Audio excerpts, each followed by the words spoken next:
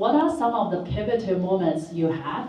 Were there times you felt, okay, I wanted to give up, and then how you stick to the end and eventually took an exit on it? It was a very difficult problem that we went to solve. We were actually building custom hardware for restaurants. And this was in a time really in early 2010s when hardware was not commonly funded in Silicon Valley. Silicon Valley was mostly looking at Web 2.0 and SaaS companies. So we actually picked a very difficult problem at a difficult time. It wasn't like a easy journey at all. It probably took us 5 years to get to product market fit. You have to learn all this stuff, and you can't really take a course on it. You have to just kind of go through it. Learning how to stand up hardware supply chains, learning how to build very stable software that enterprises could rely on. We built a payments business. We actually had a games business inside of that where people go to restaurants and they could play games at the table on these tablets, and that generated tens of millions of dollars a year in revenue. We had to learn how to sell to enterprises, to large restaurant chains. We had to do pilots,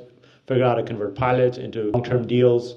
This is not something you learn as an MIT PhD. And it turned out when we figured it all out, it was 2019.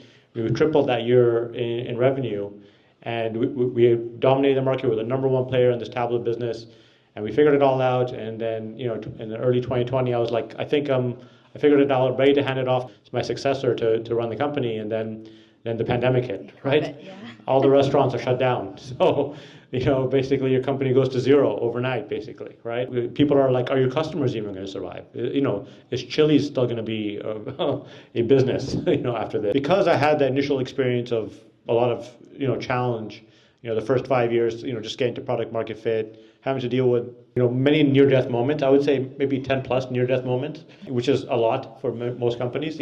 Most companies go through some near-death moments, but we went through a lot.